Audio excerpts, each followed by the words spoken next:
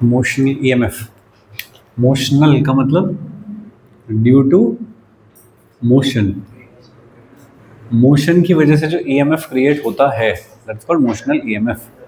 ठीक है, दो प्रकार से पढ़ने की कोशिश करेंगे। बढ़िया टॉपिक है, मतलब एडवांस तक के लिए बढ़िया टॉपिक है। छोटे सवाल भी खूब बनते हैं, एकदम फॉर्मूला बेस्ड क्वेश्चन होते हैं, बोर्ड में भी पूछे गए हैं ये वाले सवाल। ठीक है, चलेगा। पहले आसान वाला करोगे? चलो देखिए, एक ऐसा वायर फ्रेम लिया मैंने, कंडक्टिंग वायर का फ्रेम है ऐसा, इसकी शेप कैसी है? यू शेप फ्रेम लिया है ऐसा मैंने, ठीक बात। और इसके ऊपर एक वायर है ऐसे, इसको कहते हैं स्लाइडर, जो स्लाइड कर सकती है, बाकी जो नीचे वाला है वो फिक्स है, ये स्लाइड कर सकती है इसके ऊपर। यहाँ पे सब जगह पे मैग्नेटिक फील्ड है ऐसा, ठीक है। इसकी कुछ लेंथ है स्लाइडर की, मान लीजिए L, मैग्नेटिक फील्ड स्ट्रेंथ जो है वो है B। अगर हमने इस स्लाइडर को ऐसे करके V वेलोसिटी से चलाना शुरू कर दिया, हमने हाथ से पकड़ के ऐसे खींचना शुरू कर दिया, तो क्या होगा? यहाँ पे कुछ फ्लक्स बाउंडेड होगा, ठीक है। क्या वो बदलने लगेगा? तो जब ये वाली सिचुएशन है अभी, तो फ्लक्स बाउंडेड कितना है? मैग्नेटिक फ्लक्स एसोसिएटेड, ये है मान लीजिए x डिस्टेंस, ये है x डिस्टेंस, तो कितना हो जाएगा flux associated? Phi is equal to B into area. तो b और l और x is the flux associated, ठीक है जी। If slider wire start moving with velocity v, then flux will change। और हम चेंज में ही इंटरेस्टेड हैं बस, ठीक है जी। तो change in flux D phi by D T कितना हो जाएगा? Rate of change of flux कितना हो जाएगा? बी एल और D X by D T, सही। D X by D T क्या चीज़ है? वेलोसिटी। तो क्या हो गया? बी एल वी, ठीक है। और ये क्या चीज़ है? ई, इंड्यूस्ड ईएमएफ। तो इंड्यूस्ड ईएमएफ होता है एक, किसकी वजह से आया ये? वेलोसिटी की वजह से। वेलोसिटी ना होती तो फ्लक्स भी ना चेंज होता, फ्लक्स चेंज नहीं होता तो कोई ईएमएफ भी नहीं होता। तो ये जो ईएमएफ प्रोड्यूस हुआ है that is because of the motion of the slider wire, ठीक बात है। तो इसलिए इसको कहते हैं मोशनल ईएमएफ, जो मोशन की वजह से क्रिएट हुआ है, सही। ये एक ठीक ठीक छोटा सा डेरिवेशन है, बोर्ड में लिखने लायक, ठीक है। मैंने कभी देखा नहीं कि अभी आया हो बोर्ड में, बट हाँ पूछा जा सकता है। तो इसमें यही सारी चीज़ लिखनी है स्टार्टिंग से कि consider a U shape wire, ठीक है, magnetic field into the plane of the paper, there is slider wire equipped with this. और जब उसमें v वेलोसिटी से चलाना शुरू कर देता हूँ, then the flux associated will be equal to this. उसमें जो चेंज होगा वो ये, उसकी वजह से एक मोशनल ईएमएफ आ जाएगा ऐसा। बोले, बात समझ गए यहाँ तक? ठीक है। अब जरा जज करने की कोशिश करें कि अगर इंड्यूस ईएमएफ आएगा तो करंट भी आएगा, क्योंकि सर्किट तो क्लोज है, ठीक है। तो इंड्यूस्ड करंट कितना होगा? Induced current I is equal to induced EMF upon resistance है ना। रेसिस्टेंस कौन सा? ये जो वायर्स हैं ये वाली, इनका रेसिस्टेंस। तो E कितना हो गया दोस्त? B V L upon R, ऐसा करके हो गया करंट, ठीक है। समझ पा रहे हैं यहाँ तक? ये फॉर्मूले आ रहे हैं सब, इन पे सवाल आएंगे, अब सारे आगे। यहाँ तक समझ गए? B V L upon R, ठीक है। ओके, करंट की डायरेक्शन किधर होगी? लेंज लॉ से निकालते हैं डायरेक्शन ऑफ करंट, ठीक है नहीं। तो लेंज लॉ से बताओ डायरेक्शन ऑफ करंट। हाँ सही बात है, फ्लक्स एसोसिएटेड लगातार बढ़ रहा है, तो ये चाहेगा कि कम होना चाहिए, ठीक है। तो ये बहुत कॉमन सा सवाल है, पूछा जाता है कि भैया यहाँ का आपको बता दिया पी क्यू, और उनमें से कहीं एक ऑप्शन होगा कि किधर से किधर होगा करंट, पी से क्यू, क्यू से पी, किधर होगा बताओ? किधर होगा? बोलो वाला क्यू से पी, क्योंकि एंटी क्लॉकवाइज चलेगा करंट, जिससे कि मैग्नेटिक फील्ड बाहर की तरफ आए जो बढ़ते हुए फ्लक्स को कम कर सके। तो करंट किस डायरेक्शन में होगा? Anti clockwise. ठीक है, तो ये जो चलती फिरती वायर है, slider wire, this is acting like as a battery. EMF किसका होता है भाई? एक बैटरी के वजह जनरेट होता है ईएमएफ। तो इसका मतलब ये जो वायर है can be considered as a battery. कब तक? जब तक चल रही है तब तक एक बैटरी की तरह बिहेव कर सकती है। So this wire can be replaced by a source of EMF, यानी कि एक बैटरी की तरह से बिहेव कर सकती है। कैसी बैटरी? कौन सा एंड पॉजिटिव होगा, कौन सा नेगेटिव होगा? बताइए, ये स्लाइडर वायर किस तरह की बैटरी की तरह बिहेव कर सकती है? ऐसे जा रहा करंट, ऐसे, तो ये किस तरह की बैटरी की तरह बिहेव करेगी भाई? ऐसे, यहाँ से करंट निकला होगा ऐसे, इधर जाके यहाँ जाके यहाँ से वापस आया होगा। ठीक है, तो अगर तुमने करंट जज कर लिया तो तुम बैटरी की पोलैरिटी जज कर पाओगे। फाइन। अब अगर इसमें मुझे कोई आगे फर्दर पूछे कुछ भी सवाल कि भाई एक ना ऐसे करके थी, एक फिगर थी ऐसे करके यूँ, एक रेसिस्टेंस था R2, एक रेसिस्टेंस था R1, और एक स्लाइडर को V स्पीड से ऐसे चला रहे हो तो मैग्नेटिक फील्ड में ऐसा करंट बता दो तो कितना होगा टोटल। ठीक है, लिख दूंगा भाई। इसकी लेंथ L हो गई तो E कितना हो गया? B V L, और करंट कितना हो गया? B V L, और ये R इक्वलेंट। किरचॉफ लॉ लगने शुरू हो जाएंगे अब आगे इसमें, क्योंकि ये मेरे लिए वायर नहीं है, ये मेरे लिए बैटरी है। अब क्या तुमने ऐसा सर्किट कभी पढ़ा है पहले और तुमने उस पर किरचॉफ लॉ लगा करंट निकालने के, इसमें कोई करंट बता दो कितना होगा? तो बता दूंगा इसमें करंट कितना होगा, बोलो, समझे क्या? ओके, तो यहाँ से किरचॉफ फिट हो जाएगा इसके अंदर। कोई सर्किट सॉल्व करने को बोले इसमें करंट बता दो, ये सब फिट हो जाएगा। हाँ, नेक्स्ट देखिए, force experienced by wire P Q. Wire P Q जो है उसमें करंट है और वो मैग्नेटिक फील्ड में है। तो जब कोई wire current carrying magnetic field के अंदर होती है तो फोर्स लगता है उस पर।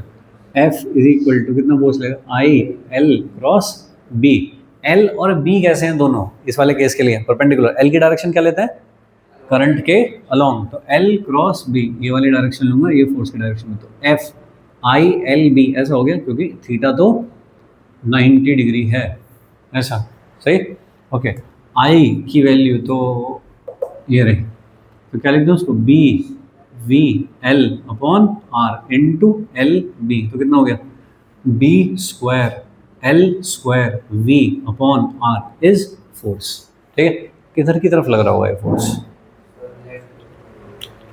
डायरेक्शन ध्यान से देखते रहो, बहुत बुरी हो जाएगी आगे जाके। करंट किधर की तरफ है दोस्त? ऐसे है, ऊपर की तरफ करंट, ऐसे है ना इसमें करंट, ऐसे ऐसे ऐसे करंट है यूँ। तो करंट ऊपर की तरफ, मैग्नेटिक फील्ड नीचे, मैग्नेटिक फील्ड नीचे, करंट ऊपर, तो फोर्स कहाँ लगेगा? ऐसे, सही। तो ये फोर्स कैसा हुआ?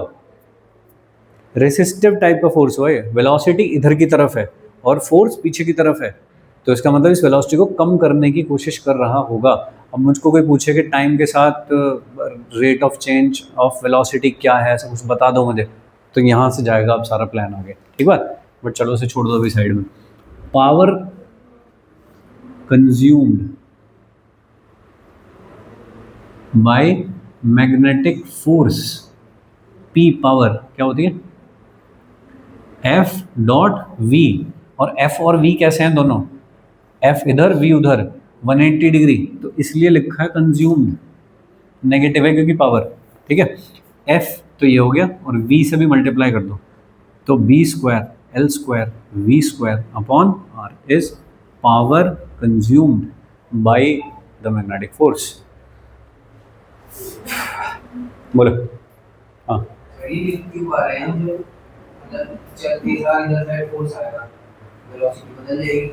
बिल्कुल, इसका मतलब है ये इंस्टेंटेनियस है ये वाली चीज़। अगर ये वेलोसिटी v बदलेगी ये वाली, तो ये फोर्स बदलेगा, सही है।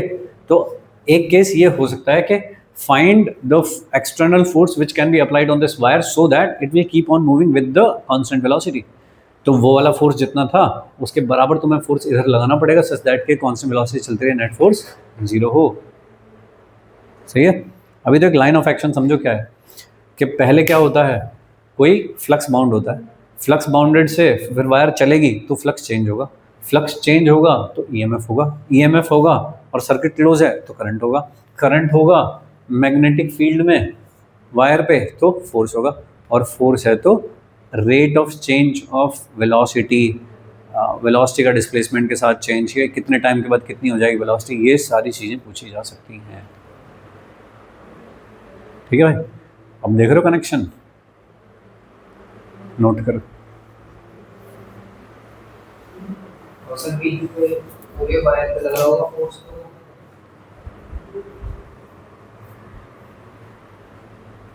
चलिए नेक्स्ट दूसरे तरीके का एक,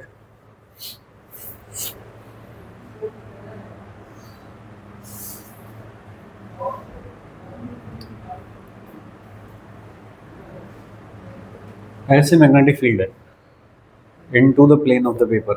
ठीक है. और एक रॉड है यहाँ पे, कोई कंडक्टिंग रॉड है एक. ठीक है. लेंथ L है सपोज ऐसा, और इसको मूव करा दिया V स्पीड से. ठीक है. इसमें EMF इंड्यूस होगा. कैसे?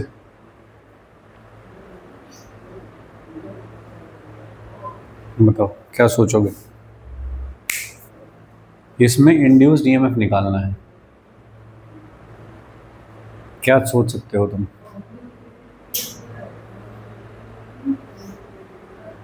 हिंट दे रहा हूं चलो. कंडक्टिंग रॉड का क्या मतलब होता है?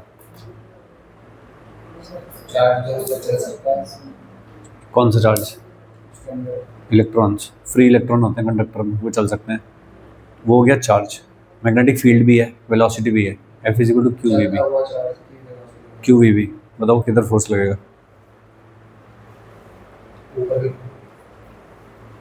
बोलो भाई. F = QVB लिख दूं. Charge moving in magnetic field हो गए. सही है. तो बताइए किधर की तरफ फोर्स लगेगा फ्री इलेक्ट्रॉन्स पे? सर नीचे फ्री इलेक्ट्रॉन. मैं तो सुनना चाह रहा था बस मैं कि ऊपर लगेगा. बी अंदर की तरफ, वेलोसिटी ऐसे तो किधर लगेगा फोर्स? नीचे की तरफ. तो सारे इलेक्ट्रॉन कहाँ इकट्ठे हो जाएंगे? यहाँ. तो ये वाला एंड कैसा हो गया? ऊपर वाला एंड इसके रेस्पेक्ट में कैसा हो गया? ठीक है. एक इलेक्ट्रिक फील्ड सेटअप हो गया इसके अंदर. कैसे? प्लस से माइनस की तरफ इलेक्ट्रिक फील्ड सेटअप हो गया एक. सही बात. इलेक्ट्रिक फील्ड की वजह से इलेक्ट्रॉन पे फोर्स किधर लगेगा?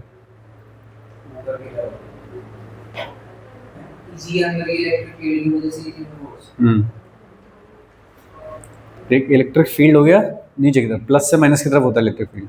इलेक्ट्रिक फील्ड की वजह से इलेक्ट्रॉन पे फोर्स किधर लगेगा? ऊपर की तरफ. ठीक बात है. तो मैग्नेटिक फील्ड कह रहा है इस V वेलोसिटी की वजह से कि नीचे जाओ, और इलेक्ट्रिक फील्ड जो सेटअप हो गया वो कह रहा है कि ऊपर जाओ. लेकिन इलेक्ट्रिक फील्ड आया ही क्यों? जब चार्ज सेपरेट होंगे तब आएगा. लेकिन अगर सब घुले मिले बैठे होते प्लस माइनस पूरी रॉड के अंदर, फिर कोई इलेक्ट्रिक फील्ड ना होता. तो ये जो सेपरेट हुए हैं प्लस और माइनस, उसकी वजह से इलेक्ट्रिक फील्ड आया. ठीक है. अब सेपरेट ऐसा तो नहीं होगा कि यूँ ऐसे करा और खट से ऐसे हो गया, ऐसा नहीं होता होगा. धीरे धीरे करके जाते होंगे ऐसे, तो इलेक्ट्रिक फील्ड सेटअप होता रहता होगा. इसका मतलब उसका मैग्नीट्यूड बढ़ता रहता होगा. कब तक बढ़ेगा या कब तक इलेक्ट्रॉन चलता रहेगा?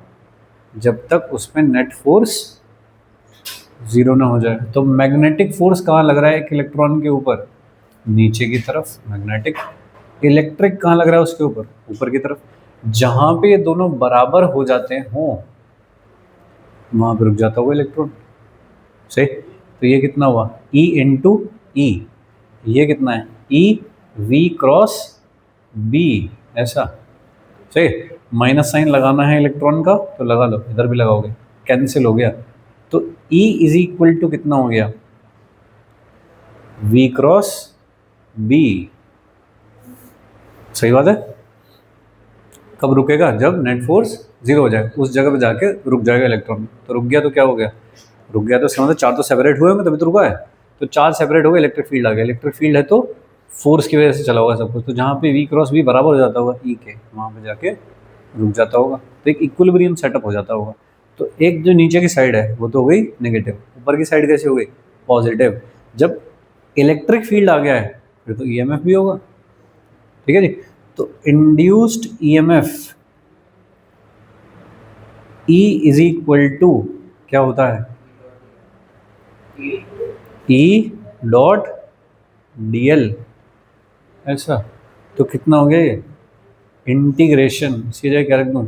V cross B dot DL। बोलो समझे क्या? इसकी शक्ल देखने में कुछ कुछ ऐसी ही लग रही है। एक V है, एक B है, एक L है, उसमें भी यही तीनों चीज़ है। ठीक है जी। लेकिन फिर इसमें और इसमें क्या फ़र्क है? वो आ रहा है एक एरिया बाउंड में फ्लक्स चेंज होने की वजह से, इसका अपना इंटरनल मैकेनिज्म है जिसकी वजह से आ रहा है। ठीक है। वैल्यू सेम ही लग रही है लेकिन दोनों की। चेक कर लेते हैं एक बार थोड़ा सा और आगे चल के।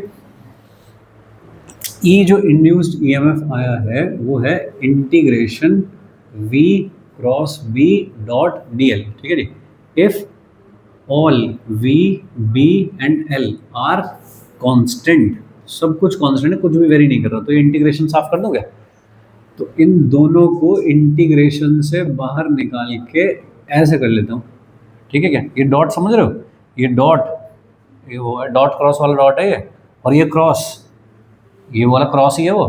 तो यहाँ पे क्रॉस है और इन दोनों के बीच में क्या है? यहाँ पे डॉट। इसका इंटीग्रेशन DL कर दिया अगर मैंने तो क्या आएगा बताइए?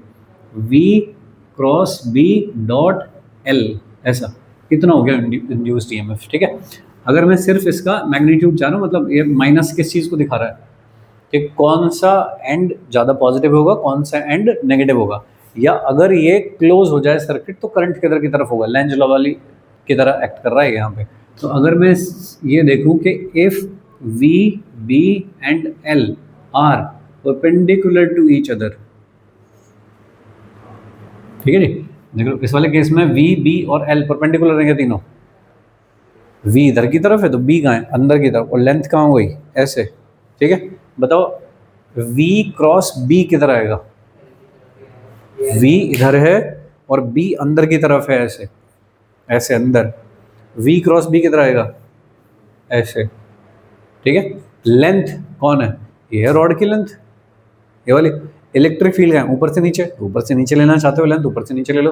तो ये दोनों वेक्टर कहाँ रहे? V क्रॉस B ऊपर की तरफ, और लेंथ कहाँ है? नीचे। उन दोनों का डॉट करोगे cos 180। ठीक है जी। तो कैसा आ गया? E is equal to B V, E is equal to BVL। ठीक है क्या? पहले भी ऐसे निकाला था, लेकिन दोनों का जो ओरिजिन है वो अलग अलग है। अगर एक खाली रॉड किसी मैग्नेटिक फील्ड में चली जा रही है तो BVL ये वाला है, और अगर वो एक क्लोज लूप था और उसके अंदर एक रॉड चली जा रही थी, उसका कहने का तरीका अलग था। यहाँ पे करंट नहीं कह सकता अब आगे। ठीक है। इसमें करंट थोड़ी होगा, करंट तो तब होता है ना जब क्लोज सर्किट होता। तो इसमें बस खत्म हो गया यहीं पे। बोलो समझोगे? अब थोड़ा गेम चेंज। सर ये रीजन होता था वहाँ पे भी, कहाँ पे? तार के अंदर भी यही चल रहा है। हाँ, लेकिन वहाँ पे चार्ज को चलने की जगह अवेलेबल है, यहाँ पे एंड पे जाके फंस गया वो। वहाँ पे इलेक्ट्रिक फील्ड जो क्रिएट होता था, हाँ, वो पूरे पूरे उसमें पूरे में फील्ड होगा। हाँ भाई, नीचे तो जाने की जगह है ना, फोर्स लग रहा है तो चला जा नीचे से, इधर निकल के वापस आ जाओ ऊपर से। लेकिन यहाँ तो नहीं जा सकता, तो यहाँ तो बस सेपरेट हो गया, इसलिए करंट नहीं है, बस EMF है। चार्ज का सेपरेशन ही EMF जनरेट कर देता है। बोलिए यहाँ तक समझे क्या? फाइन। यहाँ पे तुमको एक चीज़ याद रखनी है, ये वाली डायमेंशन के लिए बस, कि E is equal to velocity into B होता है। ये चीज़ पहले भी आई है एक जगह पे, ठीक है ना? ये याद रखना है अपने को। E is equal to V into B होता है। अगले चैप्टर में जाते ही ये C इंटू B हो जाएगा। C is the velocity of light. ठीक है। बट मुझे रिलेशन तो पता हो क्या होता है, कि जो वेलोसिटी होती है इलेक्ट्रोमैग्नेटिक वेव की, वो इलेक्ट्रिक फील्ड और मैग्नेटिक फील्ड का रेशो होती है। ठीक है, अगले चैप्टर में काम आएगा, बस याद दिला रहा हूँ ऐसे, बाकी यहाँ पे कोई काम नहीं है इसका, ये नोट करो।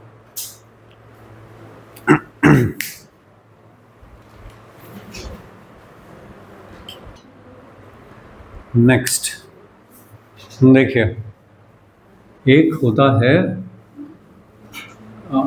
डॉट क्रॉस प्रोडक्ट में एक ये चीज़ होती है ए डॉट बी क्रॉस सी, इसको कहते हैं स्केलर ट्रिपल प्रोडक्ट। पढ़ा है क्या तुमने? Scalar triple product. ठीक है, एक होता है वेक्टर ट्रिपल प्रोडक्ट, वो होता है ए क्रॉस बी क्रॉस सी, तीनों का क्रॉस। और एक है डॉट और क्रॉस, वो है स्केलर ट्रिपल प्रोडक्ट। इसका जो आउटकम आएगा वो स्केलर आएगा वेक्टर आएगा? स्केलर आएगा, क्योंकि ये दोनों का तो करोगे क्रॉस, वो तो आएगा वेक्टर। उस वेक्टर का ए के साथ करोगे डॉट, और डॉट के बाद जो आता है वो क्या आता है? स्केलर। ठीक है, ये क्या चीज़ है? क्या होता है? A dot B cross C, ये होता है वॉल्यूम ऑफ अ पैरेललोपाइड।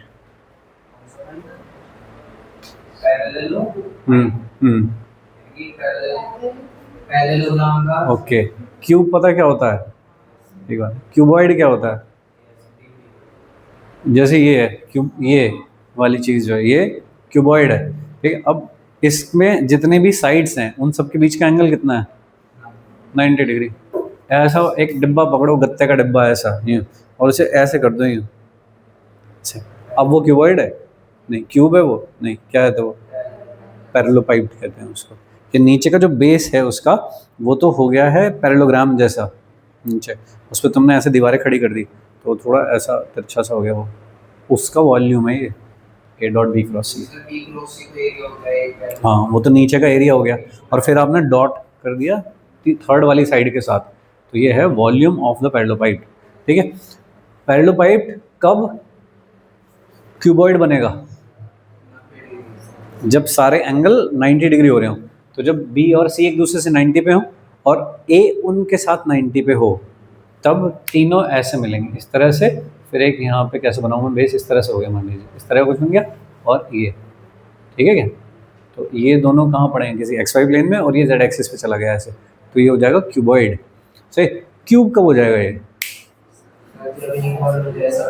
ठीक है, ऐसा करके। ठीक है, चलिए, इससे हमें कुछ नहीं करना, वॉल्यूम स्केलर क्वांटिटी है, इसीलिए मैं इस वाली चीज़ को ऐसे भी लिख सकता हूँ, ए क्रॉस बी डॉट सी, ऐसे भी लिख सकता हूँ ऐसे, किन्हीं भी दो का क्रॉस तीसरे वाले के साथ डॉट, प्रोवाइडेड कि तुम ऑर्डर ब्रेक नहीं कर रहे हो, बस ए के बाद बी के बाद सी के बाद ए के बाद बी के बाद सी के बाद ए।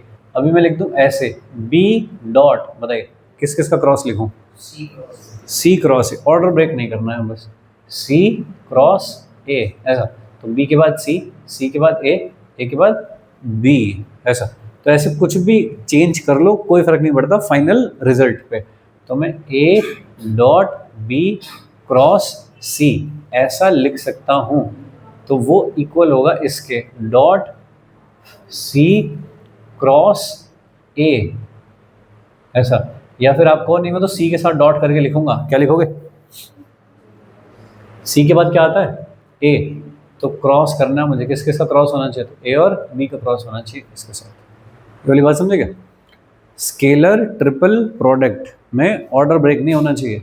जो भी पहले वाले का ऑर्डर चल रहा है सेम ऑर्डर चलता रहे, तो मैग्नीट्यूड जो आएगा फाइनली वो बदलेगा नहीं तो माइनस साइन आ जाएगा अगर उल्टा करोगे तो। बात समझ रहे हो? ये वाली बात समझ पाए? ठीक है, ये मुझे यहाँ दिख रहा है इसलिए कर रहा हूँ ये काम में, समझ रहे हो? तो ये जो चीज़ मैंने लिखी है E M F E is equal to, क्या मैं इसे ऐसा लिख पाऊंगा?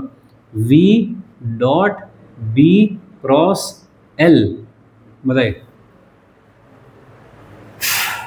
क्या ऑर्डर फॉलो कर रहे हैं ये? पहले L है, मान लीजिए पहले L है, फिर V है, फिर B है, और फिर ये, ऐसा ऑर्डर फॉलो कर रहे हैं, वही करवा रहा हूँ। V के बाद कौन है? B के बाद कौन है? L के बाद अगेन V।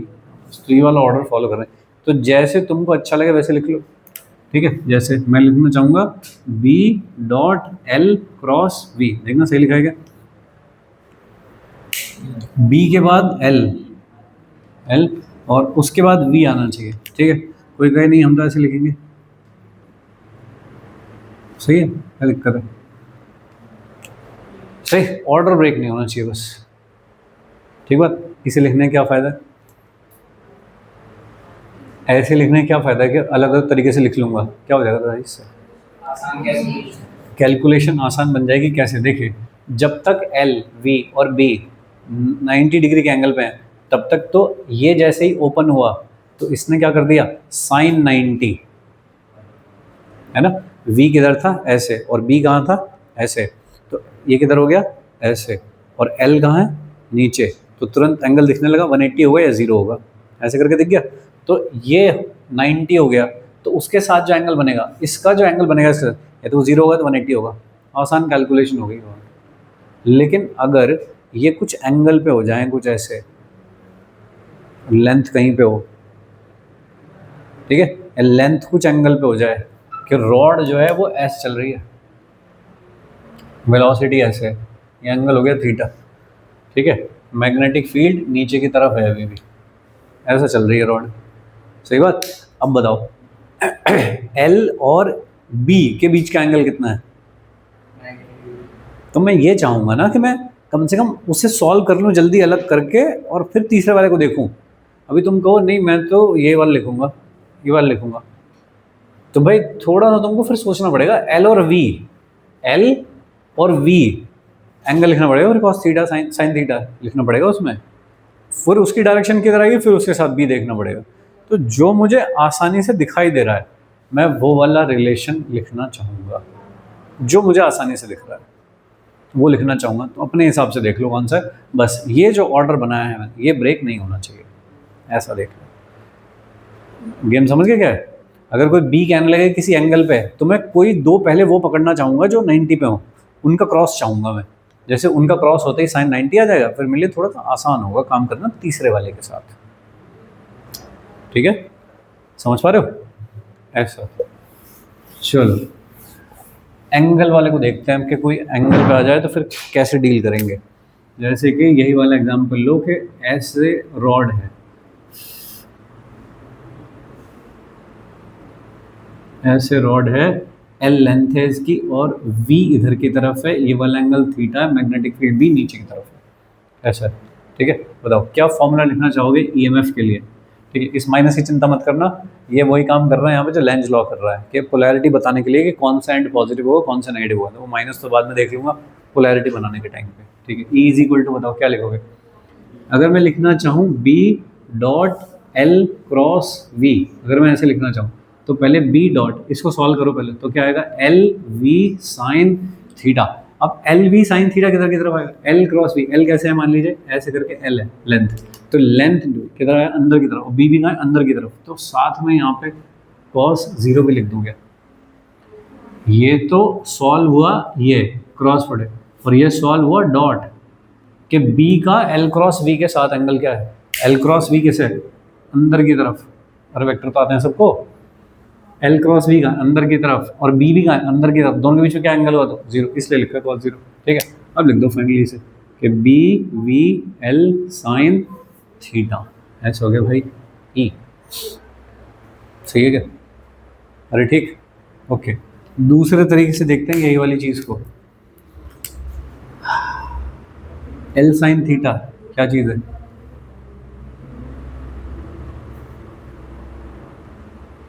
ये वाला एंगल कितना है, थीटा, ये क्या है तो L cos, और ये वाली साइड क्या है, L sin थीटा। इसका मतलब, अच्छा कोई रॉड अगर ऐसे चल रही हो कि ये रॉड है ऐसे लेंथ और V भी इधर ही है, वेलोसिटी भी ऐसे ही ऐसे जा रही चलिए, अब बताओ कितना EMF होगा, ऐसे जा रही चल के, तो L भी इधर ही है V भी इधर ही है, ये वाला फॉर्मूला लगा दो B dot L cross V, ये कितना हो गया 0।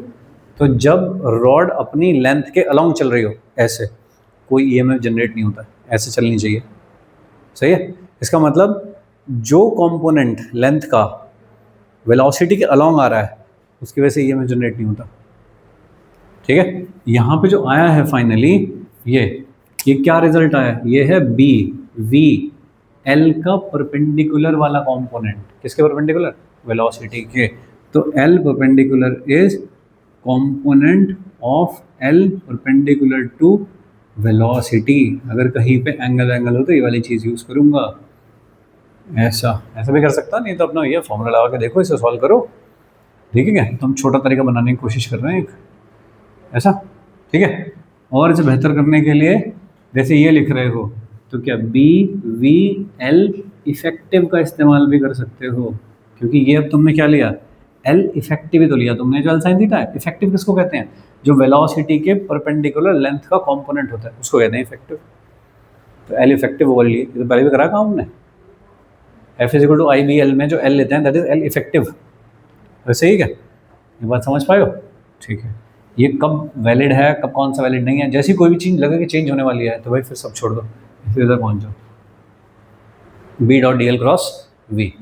ठीक है, वेरिएशन में कुछ भी लिखना हो तो अगर तीनों परपेंडिकुलर है तो बी वी एल चलता रहेगा फिर। ठीक है जी, और अगर कुछ एंगल आ गए तो फिर एल इफेक्टिव आने लगेगा फिर सब जगह में। ठीक है, जैसे कि तो इसमें ये वाली जो लेंथ है ये पूरी लेंथ काम नहीं आ रही ईएमएफ जनरेशन में, क्योंकि इतना पोर्शन ये वाला जो प्रोजेक्शन है ये काम का नहीं है, बस ये काम का है, बस इतना वाला जो। ठीक, तो जैसे जैसे एंगल और ऐसे होता है छोटा वेलोसिटी का, वैसे वैसे ईएमएफ की वैल्यू कम होती जाएगी। सही, जितना वेलोसिटी के परपेंडिकुलर लेंथ ज़्यादा होगी उतना ज़्यादा होगी। चलेगा, ऐसा है मान लीजिए कोई एल लेंथ है 90 डिग्री का एंगल है, ऐसे चला जा रहा है वी वेलोसिटी से मैग्नेटिक फील्ड बी में। तो इस एंड को मान लेते हैं पी क्यू आर। ठीक है जी, अब बताइए EMF generated from P to Q कितना होगा? EMF generated from P to Q हाँ, साइन थीटा, थीटा कितना है 45, तो कितना हो गया, तो बुलाओ कितना होगा, B V L sine theta. 90 degree का एंगल है, ऐसे चला जा रहा है बाई सेक्टर के अलोंग, 45 हो गया, तो कितना हो गया बी वी एल बाई √2। ठीक है, अभी जज करके बताओ पी ज़्यादा पॉजिटिव होगा कि क्यू ज़्यादा पॉजिटिव होगा? डायरेक्शन कैसे पता लगाते हैं, सॉरी पोलैरिटी कैसे पता लगाते हैं?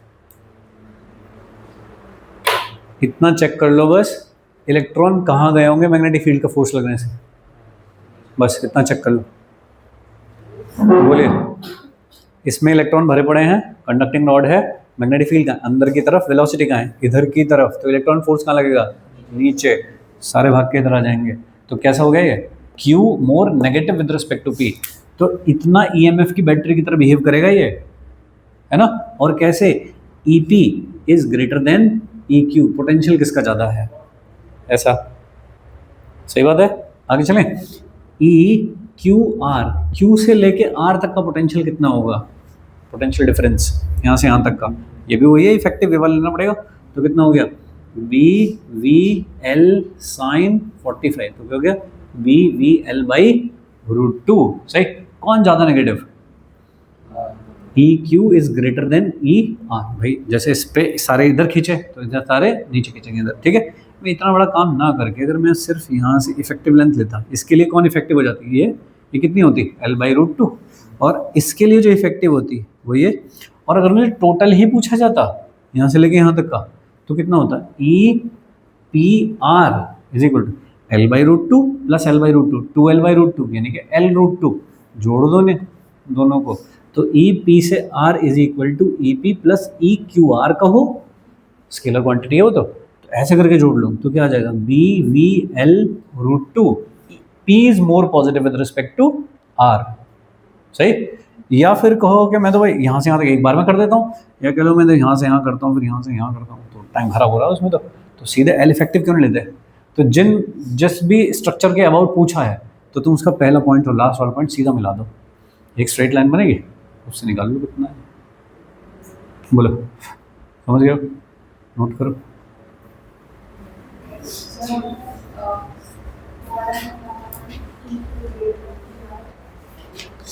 EQ जैसे EP ग्रेटर देन EQ, इसको चेक करो, इसको चेक करो, B कहाँ है, अंदर की तरफ, वेलोसिटी कहाँ है, उधर की तरफ, तो फोर्स कहाँ लग रहा है, नीचे, तो सारे इलेक्ट्रॉन कहाँ जाना चाहते हैं, R की तरफ, तो that will be more negative with respect to Q। हाँ, यहाँ से यहाँ पहुँचा, यहाँ से यहाँ पहुँचा। ओके, नहीं मानोगे तुम ऐसे, एक सेकेंड, मैं तो नहीं बता रहा, मैं तो ऐसे बताऊंगा, ये है 10 वोल्ट, ये है 5 वोल्ट, ये है 1 वोल्ट, अब बताओ आगे समझ में किस पे? देखिए, पोटेंशियल नहीं निकाल रहा मैं एब्सोल्यूट, मैं पोटेंशियल डिफरेंस निकाल रहा हूँ। क्यू पे, हाँ हाँ, उतना नेगेटिव चार्ज नहीं है जितना कि आर पे है, और उतना पॉजिटिव नहीं जितना पी पे है। यस,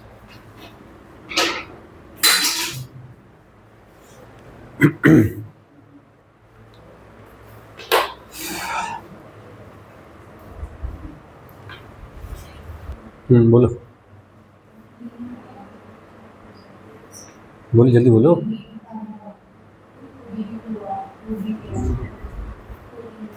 मैंने तुमको क्या बताया, पहला पॉइंट, लास्ट वाला पॉइंट, उनको मिला दो दोनों को, तो उन दोनों को मिला दिया, कितना हो गया, 2R। तो this whole can effectively be considered like as a wire of length 2R। तो E कितना लिखते हैं, BVL, अगर तीनों परपेंडिकुलर हो, कांस्टेंट हो, सब कुछ कांस्टेंट ही है, क्या परपेंडिकुलर भी है, ये वाली लेंथ, ये वेलोसिटी, ये मैग्नेटिक फील्ड परपेंडिकुलर है एक दूसरे के, इसलिए BVL, L कौन है, 2R, तो हो गया BV और 2R, ऐसे लिख देता हूँ ऐसा, फाइन। क्या P will be more positive with respect to Q, क्योंकि मैंने डायरेक्शन तो बदली नहीं है, वही सेम डायरेक्शन चली आ रही है सब में, सही है यहाँ तक। चलिए गेम थोड़ा change. 1/4 of the circle, 1/4 of the circle ऐसे जा रहा भाई V स्पीड से चल के, ठीक है, और अंदर ही रख लो, चलो मैग्नेटिक फील्ड, रेडियस है इसकी R, बताओ।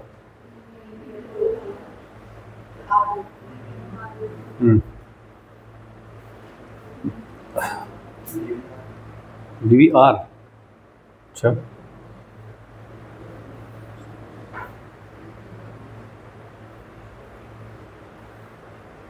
क्या करोगे, बोलो। ठीक है, ये निकालूंगा, ये कितनी है, R√2, सही बात, R√2, सही। वेलोसिटी कहाँ है लेकिन, ऐसे है वेलोसिटी, तो उसके परपेंडिकुलर वाली इफेक्टिव लेंथ कौन सी है, ये है। तो ये तुमने निकाल तो ली भले, कंपोनेंट भी तो लोगे अब इसका, तो इफेक्टिवली कौन हुआ, ये वाली चीज़ हुई। तो V के परपेंडिकुलर ले लेते हैं ना पहले, ये तो कितना होगा, VVR, कितना EMF हुआ, सही है क्या?